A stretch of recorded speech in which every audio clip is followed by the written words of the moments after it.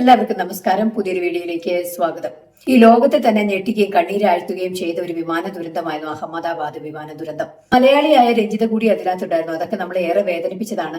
242 പേരാണ് ആ വിമാനത്തിലുണ്ടായിരുന്നത്. അതിൽ ഒരാൾ ഒഴികെ ബാക്കി എല്ലാവരും മരണത്തിന് കീഴടങ്ങി എന്ന് പറയുമ്പോൾ വളരെ ദാരുണമായ ഒരു കാര്യവും വളരെ വേദനാജനകമായ കാര്യമാണ്. നിങ്ങൾക്ക് എല്ലാവർക്കും അറിയാം, ആ വിമാനത്തിലെ ക്യാപ്റ്റനും ക്രൂ അടക്കം അതിലെ യാത്രക്കാരായ 241 പേര് അതിൽ മരണപ്പെട്ടു. അതിലൊരാൾ മാത്രം രക്ഷപ്പെട്ടു, വിശ്വാസ് കുമാർ രമേശ്. എന്നാൽ ലോകമെമ്പാടും ആൾക്കാരുടെ ശ്രദ്ധ അദ്ദേഹത്തിലായിരുന്നു. കാരണം എന്തുകൊണ്ട് ഒരാൾ മാത്രം എങ്ങനെ രക്ഷപ്പെട്ടു എന്ന തരത്തിലുള്ള ചോദ്യങ്ങൾ ഉയർന്നിരുന്നു. അതോടൊപ്പം നാഷണൽ ഇന്റർനാഷണൽ TV ചാനൽസ് ഒക്കെ വന്നിട്ട് പുള്ളിയെ ഇന്റർവ്യൂ എടുക്കാനൊക്കെ ശ്രമിച്ചു. ആ ഇന്റർവ്യൂ ഒക്കെ പലരും നമ്മൾ കണ്ടിട്ടുണ്ട്. എന്നാൽ ഈ സംഭവങ്ങളൊക്കെ നടക്കുമ്പോൾ ഒരുപാട് ദുരൂഹതകളാണ് അതിന്റെ പിന്നിലെന്ന് നമ്മൾ ചിന്തിച്ചു പോകും. കാരണം അത്രയ്ക്ക് വലിയൊരു അപകടം. ടേക്ക് ഓഫ് ചെയ്തിട്ട് ഉടനെ തന്നെ എന്തോ സംഭവിച്ച് ദൈവത്തിന്റെ കയ്യൊപ്പുകൾ എന്നൊക്കെ പറയുന്നത് ഇങ്ങനെയുള്ള സാഹചര്യത്തിലാണ്.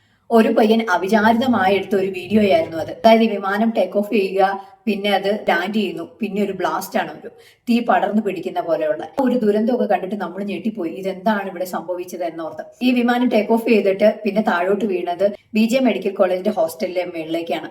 ഡോക്ടർ എലിസബത്ത് ഉദയനൊക്കെ വർക്ക് ചെയ്യുന്ന ഹോസ്പിറ്റലിന്റെ ഹോസ്റ്റ് തന്നെയായിരുന്നു എന്നുള്ള ഞെട്ടിക്കുന്ന സത്യങ്ങളൊക്കെ നമ്മൾ അറിഞ്ഞു. നമ്മൾ അത് വീഡിയോ ഒക്കെ ചെയ്തതാണ്.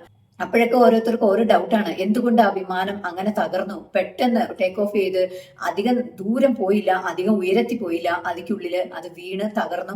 അതിലുള്ള എല്ലാവരും, ഒരാൾ ഒഴികെ എല്ലാവരും മരിച്ചു. അത് മാത്രമല്ല, ആ ഹോസ്റ്റലുള്ളവരും ആ ഹോസ്റ്റലിന് പരിസരത്തുള്ളവർക്കും അപകടം പറ്റി. എന്നാൽ നമ്മുടെ പ്രധാനമന്ത്രിയൊക്കെ ആ സ്ഥലം വിസിറ്റ് ചെയ്യുകയും അതിനുശേഷം ഹോസ്പിറ്റലിൽ അഡ്മിറ്റ് ചെയ്തവരെ പോയി കാണുകയൊക്കെ ചെയ്തു. പ്രത്യേക അന്വേഷണ സംഘത്തെ ഏർപ്പാട് ചെയ്തു, അതിന്റെ സാമ്പിളുകളൊക്കെ പരിശോധിക്കുന്നതിന് വേണ്ടി. അങ്ങനെ NIA സ്പെഷ്യൽ ഫോഴ്സും ചേർന്നിട്ടുള്ള അന്വേഷണങ്ങൾ പുരോഗമിച്ചുകൊണ്ടിരിക്കുകയാണ്. ഇതിന്റെ ഇടയിൽ DVD കിട്ടി, അല്ലെങ്കിൽ ബ്ലാക്ക് ബോക്സ് കിട്ടി, അതിനുള്ള പരിശോധനകളൊക്കെ നടന്നു വരികയാണ്. എന്നിരുന്നാൽ പോലും നമ്മൾ ഏറ്റവും ശ്രദ്ധിക്കേണ്ട കാര്യം വെച്ചാൽ ഒരുപാട് സോഷ്യൽ മീഡിയയിൽ ഒരുപാട് ആൾക്കാർ ഇതിനെതിരെ സംസാരിക്കുന്നുണ്ട്. എന്ന് വെച്ചാൽ എന്തുകൊണ്ട് ഇത് സംഭവിച്ചു.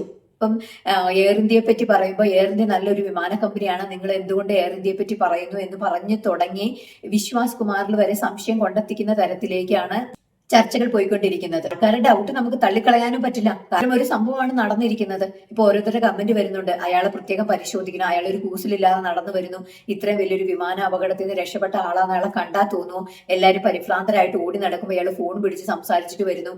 അത് കാണുമ്പോൾ, ആ വിഷ്വൽസ് കാണുമ്പോൾ നമ്മളാണെങ്കിലും ഡൗട്ട് അടിച്ചു പോയി, ഇയാൾക്ക് ഒരു കൂസലില്ലാതെ വരുന്നല്ലോ എന്നോർത്ത്. കാരണം സാധാരണ ഇങ്ങനെയുള്ള അപകടങ്ങളൊക്കെ കഴിയുമ്പോൾ നമുക്കൊരു ഷോക്ക് പോലെ വരും. സാധാരണ ചെറിയൊരു വണ്ടി ആക്സിഡന്റ് ഒക്കെ സംഭവിച്ച് നിങ്ങളൊന്ന് ആലോചിച്ച് നോക്കിയാൽ നമ്മളുടെ പരിഭ്രാന്തി എത്രമാത്രം ഉണ്ടാവും. നമ്മൾ ഒരുമാതിരി ഷിവർ ചെയ്യും, ഒരുമാതിരി പരവേശം വന്നിട്ട് നമ്മൾ ആകെ എക്സോസ്റ്റഡ് ആയി പോകും.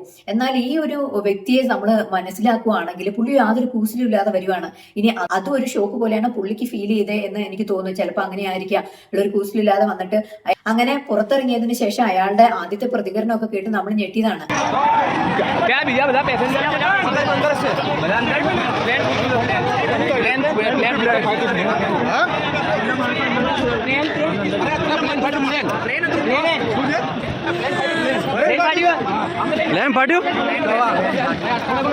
ഒരുപാട് പേര് അവിടെ വീണ് കിടക്കുന്നുണ്ട്, ഒത്തിരി ജഡങ്ങൾ അവിടെ കിടക്കുന്നുണ്ട് എന്ന തരത്തിലൊക്കെ പറഞ്ഞു. ആൾക്കാരാകെ പേടിച്ച് വരണ്ടിരിക്കുകയാണ്. ഇയാളോട് ഇന്റർവ്യൂ എടുക്കുമ്പോഴൊക്കെ അവർ ചോദിക്കുമ്പോൾ അയാൾ പറയുന്നതാണ്, ഞാൻ എമർജൻസി സീറ്റിന്റെ തൊട്ടടുത്താണ് ഇരുന്നത്, ഞാൻ നോക്കുമ്പോൾ ഡോർ ബ്രോക്കൺ ആയി കിടക്കുമായിരുന്നു, ഞാൻ ജസ്റ്റ് അതിനകത്ത് നിന്ന് എടുത്ത് ചാടി രക്ഷപ്പെട്ടു എന്ന് പറയുന്നു. അപ്പോൾ തീ പടർന്നിരുന്നോ എന്ന് ചോദിക്കുമ്പോൾ തീ സ്റ്റാർട്ട് ചെയ്തിരുന്നു, ഞാൻ ഇറങ്ങിയ ഉടനെ അത് ബ്ലാസ്റ്റ് ആയി എന്നൊക്കെയാണ് അദ്ദേഹം പറഞ്ഞ റിപ്പോർട്ട് പ്രകാരം. എന്നാൽ അദ്ദേഹത്തിനും പരിക്കൊക്കെ ഏറ്റിട്ടുണ്ട്. എന്നാൽ പലതരത്തിലുള്ള ദുരൂഹതകൾ ഇതിന്റെ പിന്നിൽ ഇങ്ങനെ ചർച്ചയായി പോയിക്കൊണ്ടിരിക്കുന്നത്. ഒരുപാട് പേര് ഇതിനു മുമ്പ് ഇതുപോലത്തെ വിമാന അപകടങ്ങൾ സംഭവിച്ചിട്ടുണ്ട്. എമർജൻസി ഡോർ തുറന്നു കഴിഞ്ഞാൽ എത്ര വലിയ അപകടമാണ് സംഭവിക്കുന്നത്, അതിനെക്കുറിച്ചൊക്കെ ആൾക്കാർ വീഡിയോ ചെയ്തു. എന്നാൽ പല ഡൗട്ടുകൾ പ്രേക്ഷകരിൽ ഇങ്ങനെ നിൽക്കുകയാണ്. എന്താണ് സംഭവിച്ചത്? ജനങ്ങൾക്ക് അറിയാനുള്ള ആകാംക്ഷയുണ്ട്, എന്താണ് സംഭവിച്ചത്, എന്തുകൊണ്ടാണ് അങ്ങനെ ഒരു സംഭവം നമ്മുടെ നാട്ടിൽ നടന്നത്. കൃത്യമായിട്ടുള്ള റിപ്പോർട്ടുകളൊന്നും തന്നെ പുറത്തു വന്നിട്ടില്ല. NIA സ്പെഷ്യൽ ഫോഴ്സിന്റെ ഒക്കെ അന്വേഷണ പ്രകാരം ഇനിയും 20 ദിവസം കൂടെ കഴിഞ്ഞാൽ മാത്രമാണ് കറക്റ്റ് ആയിട്ടുള്ള റിപ്പോർട്ട് കിട്ടുകയുള്ളൂ എന്നാണ് പറയുന്നത്. അതോടൊപ്പം ബ്ലാക്ക് ബോക്സ് കിട്ടി, അതുപോലെ DVR കിട്ടി, അതിന്റെ അന്വേഷണങ്ങളൊക്കെ നടന്നുകൊണ്ടിരിക്കുകയാണ്. അതോടൊപ്പം ആ അപകടം നടന്ന സ്ഥലത്ത് നിന്നുള്ള സാമ്പിളുകളൊക്കെ കളക്ട് ചെയ്തിട്ട് അവരിത് പരിശോധന നടത്തിക്കൊണ്ടിരിക്കുകയാണ്. എന്നാൽ ചിലർ സംശയിക്കുന്ന ഈ തരത്തിലാണ്, ഇയാള് ഈ വിശ്വാസ് എന്ന് പറയുന്ന വ്യക്തി ബോംബ് വെച്ചിട്ട് പൊട്ടാറായപ്പം അയാൾ സമയം കണ്ട് എടുത്ത് ചാടിയതാണോ എന്നൊക്കെ ചോദിക്കുകയാണ്. കാരണം എന്ന് വെച്ചാൽ അയാൾ ഒരു കൂസലില്ലാതെ ഫോൺ വിളിച്ചിട്ടാണ് വരുന്നത്. അതൊക്കെ കാണുമ്പോൾ ആൾക്കാർക്ക് സംശയങ്ങളാണ്. പോലും നമ്മൾ മനസ്സിലാക്കുന്നത് വിമാനത്തിലോട്ട് കയറുമ്പോൾ അതിനു മുമ്പുള്ള ചെക്കിങ് കാര്യങ്ങളൊക്കെ വളരെ തറവായിട്ടുള്ള ചെക്കിങ് കാര്യങ്ങളൊക്കെയാണ് നടക്കുന്നത്. ഇനി അതിലെന്തെങ്കിലും വീഴ്ച പറ്റിയിട്ടുണ്ടോ എന്നുള്ള കാര്യത്തിൽ നമുക്ക് അറിയത്തില്ല. എന്തായാലും ഫൈനൽ റിപ്പോർട്ട് വന്നാലേ നമുക്ക് അറിയത്തുള്ളൂ. ചെക്കിങ് കാര്യങ്ങളൊക്കെ ഉണ്ട്. അതുകൊണ്ട് തന്നെ ഇങ്ങനെ ഒരു സാധ്യതകളൊന്നും ഉണ്ടാവാൻ വഴിയില്ല എന്ന് വിചാരിക്കുന്നു. എന്നാൽ പോലും അദ്ദേഹത്തിന്റെ പ്രവൃത്തിയിൽ ഒരു അൺയൂഷ്വൽ ആയിട്ടുള്ള ഒരു കാര്യം നടന്നിട്ടുണ്ട് എന്ന തരത്തിലാണ് ഇപ്പം സോഷ്യൽ മീഡിയയിൽ ചർച്ച പോയിക്കൊണ്ടിരിക്കുന്നത്. എന്നാൽ ഇങ്ങനെയുള്ള അപകട സാധ്യതകളിൽ പൈലറ്റുമാർ എന്തെങ്കിലുമൊക്കെ സംസാരിക്കും. ഇവിടെ ഈ പൈലറ്റ് ആകെ പറഞ്ഞിരിക്കുന്ന മേ ഡൈ എന്നുള്ള ഒരു വാക്ക് മാത്രമാണ് പറഞ്ഞിരിക്കുന്നത്. എമർജൻസി സിറ്റുവേഷനുകളിൽ എമർജൻസി ഫ്ലൈറ്റ് ലാൻഡ് ചെയ്യുന്നതിന് വേണ്ടിയിട്ട് അങ്ങനെയുള്ള സമയങ്ങളിലൊക്കെയാണ് പൈലറ്റ് അങ്ങനെയുള്ള ഒരു വാക്ക് ഉപയോഗിക്കുക.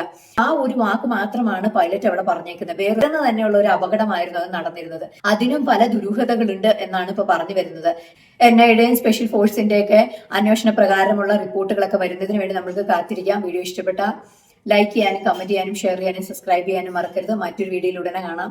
ബൈ.